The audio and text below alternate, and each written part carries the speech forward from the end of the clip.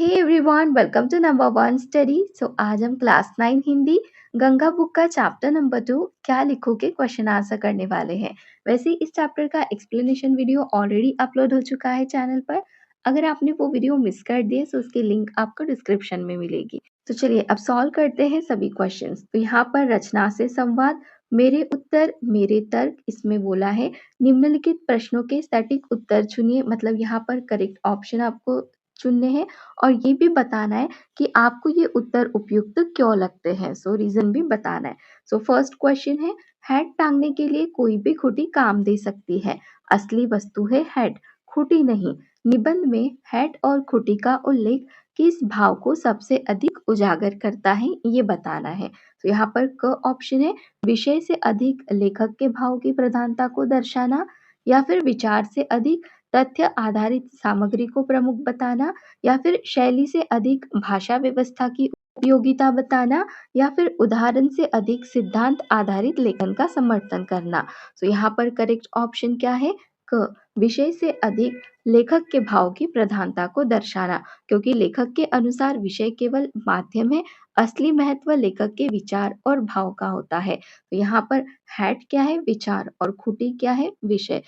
खूंटी मतलब विषय उतना इम्पोर्टेंट नहीं है जितना कि हेड मतलब भाव का होता है। ठीक, चलिए अब नेक्स्ट करते हैं। उनमें लेखक की सच्ची अनुभूति रहती है, उसका उल्लास रहता है। मार्टिन की पद्धति लेखक के लिए किस निर्णय का आधार बनती है, ये बताना है।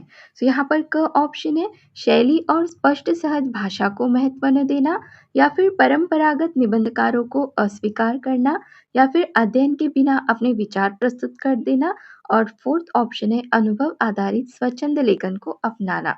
तो यहाँ पर करेक्ट ऑप्शन है लास्ट ऑप्शन, अनुभव आधारित स्वच्छंद लेखन को अपनाना। अब क्यों? क्योंकि मार्टिन ने अपने अनुभव और भावनाओं के आधार पर निबंध लिखने की बात कही है ना, इसलिए घ ऑप्शन करेक्ट है। अब नेक्स्ट करते हैं, तरुणों के लिए भविष्य उज्जवल, वृद्धों के लिए अतीत सुखद, ये तुलना किस पर आधारित है? तर्क और भावना, ज्ञान और शिक्षा, परिश्रम और उपलब्धि, या अभिलाषा और अनुभव। इसका करेक्ट ऑप्शन है फोर्थ, अभिलाषा और अनुभव। अब इसका रीजन बताना है, क्योंकि तरुण भविष्य के सपने देखते हैं, जबकि वृद्ध अपने अनुभव के कारण अतीत को याद करते हैं, इसलिए घ ऑप्शन यहाँ पर करेक्ट है। नेक्स्ट करते हैं, निबंध में अमीर खुसरो की कहानी का उल्लेख किस संदर्भ में किया गया है? क ऑप्शन, कविता लेखन की कला को समझाने के लिए, या फिर एक साथ कई विषयों को संबोधित करने की प्रतिभा दिखाने के लिए, ढोल के महत्व को दर्शाने के लिए, या फिर सामाजिक सुधार के उदाहरण के रूप में। इसका करेक्ट ऑप्शन है, एक साथ कई विषयों को संबोधित करने की प्रतिभा दिखाने के लिए। अब क्यों? क्योंकि अमीर खुसरो ने एक ही कविता में चारों महिलाओं की इच्छा पूरी कर दी थी, है ना, इसलिए। नेक्स्ट है, निबंध में समाज सुधार के संदर्भ में क्या कहा गया है? समाज सुधार के संदर्भ में क्या कहा गया है कि सुधारों की आवश्यकता हर युग में बनी रहती है, या फिर सुधार केवल बड़े विचारकों द्वारा संभव है, या फिर सुधार केवल आधुनिक युग की देन है, और फोर्थ ऑप्शन, सुधारों का कोई अंत नहीं लेकिन दोष समाप्त हो जाते हैं। इसका करेक्ट ऑप्शन है क ऑप्शन, सुधारों की आवश्यकता हर युग में बनी रहती है, क्योंकि समाज में समय समय पर नई समस्या आती रहती है, इसलिए सुधार भी हमेशा आवश्यक रहते हैं। ठीक, चलिए नेक्स्ट करते हैं, मेरी समझ मेरे विचार इसमें बोला है, नीचे दिए गए प्रश्नों पर कक्षा में चर्चा कीजिए और उनके उत्तर लिखिए। तो यहाँ पर फर्स्ट क्वेश्चन है, निबंध लेखन के विषय में एजी गार्डिनर और लेखक के विचारों में क्या अंतर है, ये हमें बताना है। तो इसका आंसर क्या लिखेंगे कि एजी गार्डिनर के अनुसार निबंध भाव से अपने आप लिखा जाता है, जबकि लेखक के अनुसार निबंध लिखने के लिए सोच विचार और मेहनत करनी पड़ती है। नेक्स्ट क्वेश्चन, लेखक के अनुसार वृद्ध और तरुण दोनों ही वर्तमान से असंतुष्ट रहते हैं, पर दोनों की असंतुष्टि के कारण भिन्न है। आपके विचार से उनकी असंतुष्टि के क्या क्या कारण हो सकते हैं, ये आपको बताना है। लेखक के अनुसार जो वृद्ध होते हैं और जो तरुण होते हैं, ये दोनों ही वर्तमान से ना असंतुष्ट रहते, सेटिस्फाइड नहीं रहते, लेकिन दोनों की जो असंतुष्टि के कारण होते, रीजन, ये भिन्न मतलब अलग अलग होते हैं। आपके विचार से उनकी असंतुष्टि के क्या कारण हो सकते हैं, ये आपको बताना है ना। तो इसका आंसर क्या लिखेंगे, तरुण भविष्य के सपने देखते हैं, जबकि वृद्ध अपने अतीत को याद करते, इसलिए दोनों वर्तमान से पूरी तरह संतुष्ट नहीं होते हैं। नेक्स्ट क्वेश्चन, नमिता और अमिता किन विषयों पर निबंध लिखवाना चाहती है? उनके द्वारा सुझाए गए विषयों पर निबंध लिखने में लेखक को क्या-क्या कठिनाई आई, ये भी बताना है। तो ये सिंपल सा क्वेश्चन है, इसका आंसर क्या करेंगे? नमिता दूर के ढोल सुहावने और अमिता समाज सुधार पर निबंध लिखवाना चाहती थी, है ना? और लेखक को इन विषयों पर सामग्री जुटाने और निबंध शुरू करने में कठिनाई हो रही थी। नेक्स्ट क्वेश्चन, निबंध शास्त्र के आचार्यों ने आदर्श निबंध लिखने की कौन-सी युक्तियाँ सुझाई है, ये बताना है। और आप किसी भी विषय पर निबंध लिखने से पहले किस तरह की तैयारी करते हैं, ये भी आप बताएँगे। सो ये सेकंड का सबका डिफरेंट आंसर होगा और एक सैंपल आंसर देखते हैं। आचार्यों ने सामग्री जुटाने, रूपरेखा बनाने और अच्छी शैली अपनाने की सलाह दी है। मैं भी निबंध लिखने से पहले विषय को समझकर मुख्य बिंदु तैयार करती हूँ। तो ये आप अपने हिसाब से लिख सकते हैं। नेक्स्ट क्वेश्चन, मार्टिन ने जो कुछ देखा, सुना और अनुभव किया, उसी को अपने निबंधों में लिपिबद्ध कर दिया। निबंध लेखन के लिए देखने, सुनने और अनुभव करने की क्या उपयोगिता हो सकती है, ये बताना है इसके आंसर में। तो इसका आंसर क्या लिखेंगे? देखने, सुनने और अनुभव करने से निबंध वास्तविक, रोचक और प्रभावशाली बनता है। इसे लेखक अपने विचार अच्छी तरह व्यक्त कर पाता है। अब नेक्स्ट करते हैं विधा से संवाद। इसमें बोला है निबंध लिखने की कला। निबंध का शाब्दिक अर्थ है बांधना, नी प्लस बंध, अर्थात भली भांति बंधा या गठा हुआ।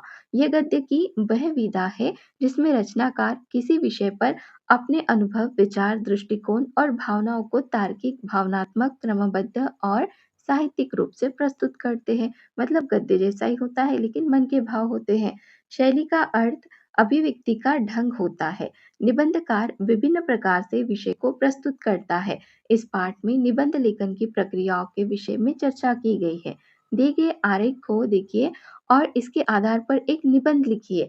अगर आपको निबंध लेखन का कोई और ढंग बेहतर लगता है तो उसे ऐसे ही आरेख से दर्शाइए और बताइए कि आपको वह ढंग क्यों बेहतर लगता है। ठीक है, ये सारी बातें आपको बतानी है। अब यहाँ पर देखिए कि सबसे पहले विषय, प्रेरणा, विषय चयन, सामग्री संग्रह, रूपरेखा निर्माण, शैली निर्धारण, लेखन और समापन। सो आप इसके आधार पर एक निबंध लिख सकते हैं। सो ये आपको ट्राई करना है। ठीक है, चलिए नेक्स्ट करते हैं भाव विस्तार। इसमें बोला है कि तरुण क्रांति के समर्थक होते हैं और वृद्ध अतीत गौरव के संरक्षक।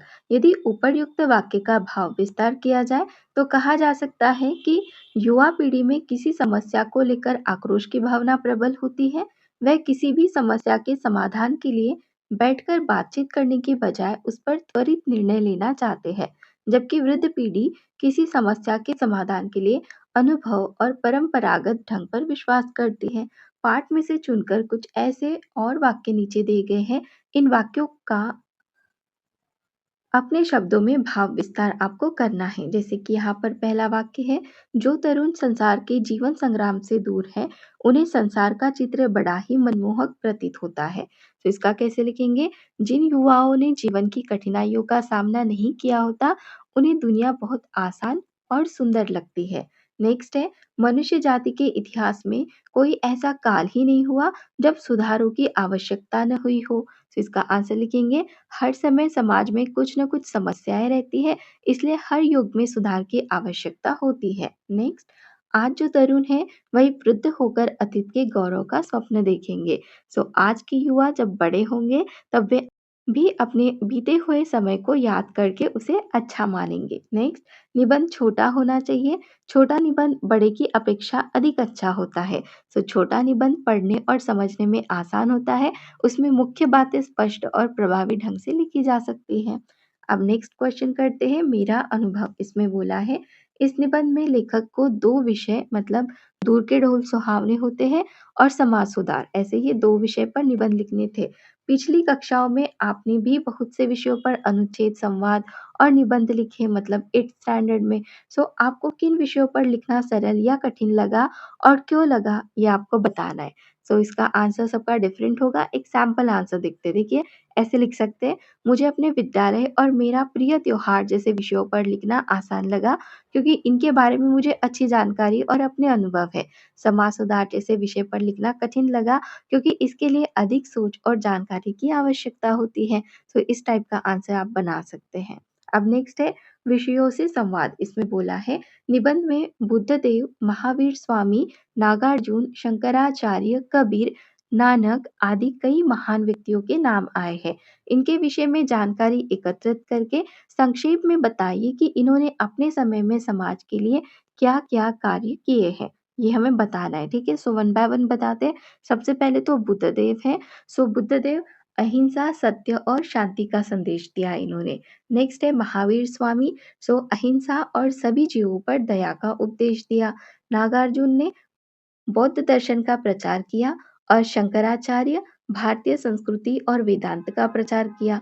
कबीर जी ने अंधविश्वास और जाति-पाति का विरोध किया और गुरु नानक जी ने समानता, सेवा और भाईचारे का संदेश दिया। ठीक? चलिए अब नेक्स्ट क्वेश्चन करते हैं। निबंध में उल्लिखित महान व्यक्तियों ने अपने द्वारा किए गए कार्यों से समाज को नई दिशा दिखाई। हमारे आसपास और भी ऐसे व्यक्ति और संस्थाएं हैं जो स्त्री शिक्षा, पर्यावरण, असमानता, विशेष आवश्यकता समूह, दिव्यांगजन आदि के लिए कार्य करते हैं। ऐसे व्यक्तियों, संस्थाओं के विषय में पता लगाइए और लिखिए। सो ये आपको पता लगाना है और लिखना है। एग्जाम्पल आंसर देखते हैं इसका। कैलाश सत्यार्थी बाल मजदूरी के खिलाफ काम करते हैं।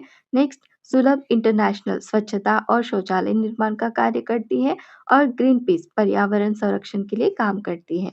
तो ऐसे आप लिख सकते हैं। ठीक, चलिए नेक्स्ट करते हैं। आपको समाज सुधार करने का अवसर मिले तो आप क्या-क्या सुधार करना चाहेंगे और कैसे करना चाहेंगे ये आपको लिखना है। सो ये भी सबका डिफरेंट आंसर होगा। एग्जाम्पल आंसर देखते हैं। मैं स्वच्छता, शिक्षा और पर्यावरण संरक्षण पर काम करूंगी, लोगों को जागरूक करूंगी, पेड़ लगाऊंगी और बच्चों को पढ़ाई के लिए प्रेरित करूंगी। Next question. भारतीय ज्ञान साहित्य में अनेक स्थानों पर नैतिक, आध्यात्मिक और व्यवहारिक जीवन में संतुलन की बात की गई है। इस विषय पर अपने शिक्षक के साथ मिलकर आपको चर्चा करनी है। तो कैसे करेंगे?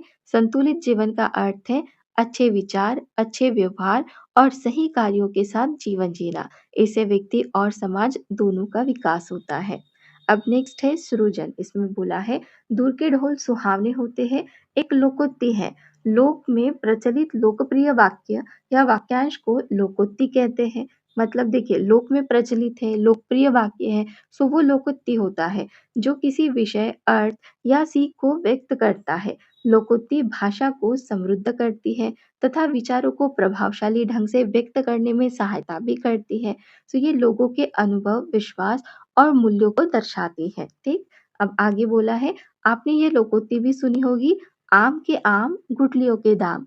अब आप इस लोकोक्ति और जैविक खाद की निर्मिति में हमारा प्रयास विषय को मिलाकर एक संक्षिप्त लेख तैयार कीजिए। अब यहाँ पर आपसे बोला गया है कि ये लोकोक्ति है आम के आम गुठलियों के दाम और यहाँ पर एक विषय दिया है जैविक खाद की निर्मिति में हमारा प्रयास। इन दोनों चीजों को इकट्ठा करके संक्षिप्त लेख यहाँ पर आपको तैयार करना है। सो कैसे कर सकते हैं?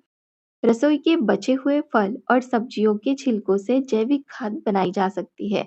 इससे कचरा भी कम होता है और पौधों को अच्छी खाद भी मिलती है। इसलिए ये कहावत आम के आम गुठलियों के दाम बिल्कुल सही बैठती है क्योंकि एक काम से दो लाभ मिलते हैं। ठीक, चलिए नेक्स्ट है जब ढोल के पास बैठे हुए लोगों के कान के पर्दे फटते रहते हैं तब दूर किसी नदी के तट पर संध्या समय किसी दूसरे के कान में वही शब्द मधुरता का संचार कर देते हैं।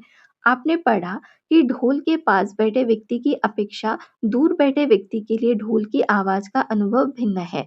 अपने अनुभव के आधार पर किसी ऐसी घटना का उल्लेख अपनी डायरी में कीजिए जब किसी वस्तु, व्यक्ति या संस्था के विषय में दूर से आपका अनुमान कुछ और रहा हो पर निकट से आपका अनुभव बिल्कुल अलग रहा हो। मतलब पास से बहुत अलग अनुभव और दूर से बहुत अलग अनुभव आपने एक्सपीरियंस किया हो, ऐसा यहाँ पर आपको लिखना है, ठीक है? तो ये भी सबका डिफरेंट होगा। एग्जाम्पल आंसर देखते हैं।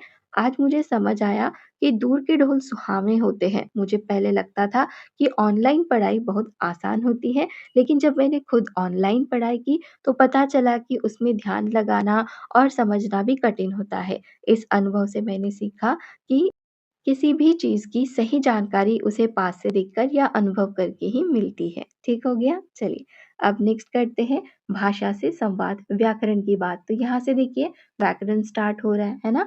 सो ये नेक्स्ट वीडियो में डेफ़िनेटली कवर हो जाएगा, बचा हुआ जितना भी पार्ट है। सो आपको ये वीडियो कैसी लगी कमेंट में ज़रूर बताना। अच्छी लगी तो लाइक करना, अपने फ्रेंड्स के साथ शेयर करना और चैनल को सब्सक्राइब ज़रूर करना। Thank you.